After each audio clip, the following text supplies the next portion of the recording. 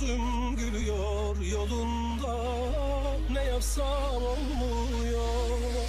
Kala kaldım kışın ortasında yine aldandım. Sonunu bile bile cennetten kovuldum, isyan ederken hiç uzanmadım.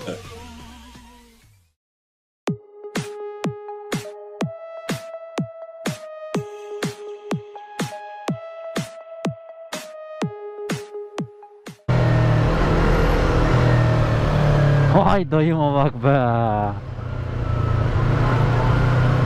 Alayım kaçayım.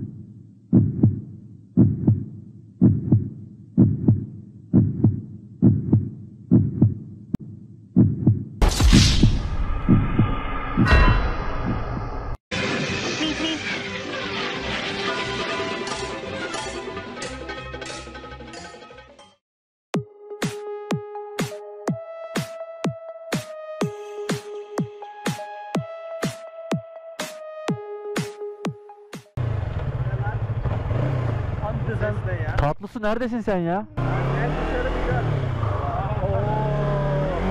Bu arkadaş yapamıyor da. Lastik kalmış.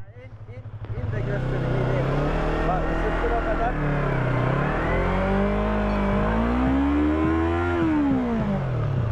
Isıttı şimdi de. Ya yaşattı ya.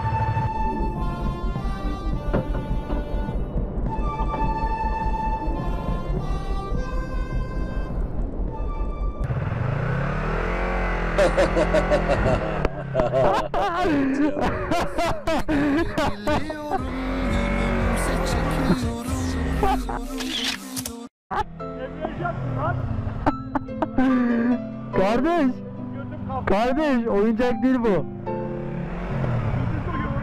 O kafanı çek de sıkışmasın bagaja.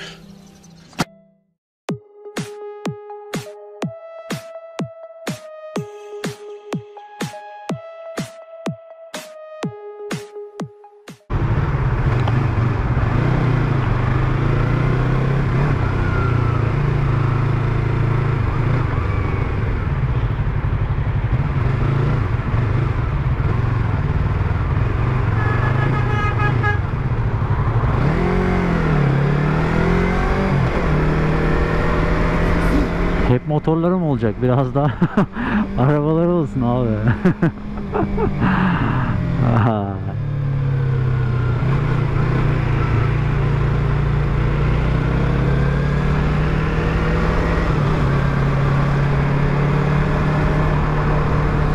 Gün olur devran döner.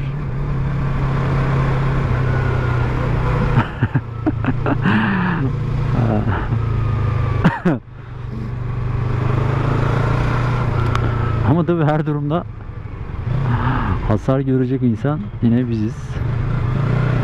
Bunu da unutmamak gerekiyor.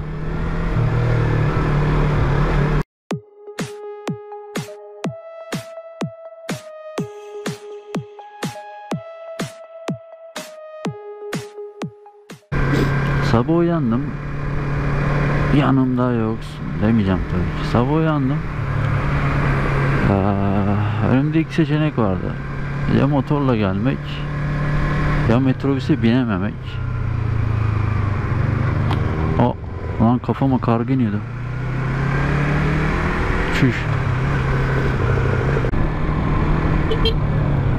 Ya aynaya bak. Ya bir tek sen girebiliyorsun o yanlışa. Biz de yanlış yapıyoruz. Biz de yaşamayı seviyoruz.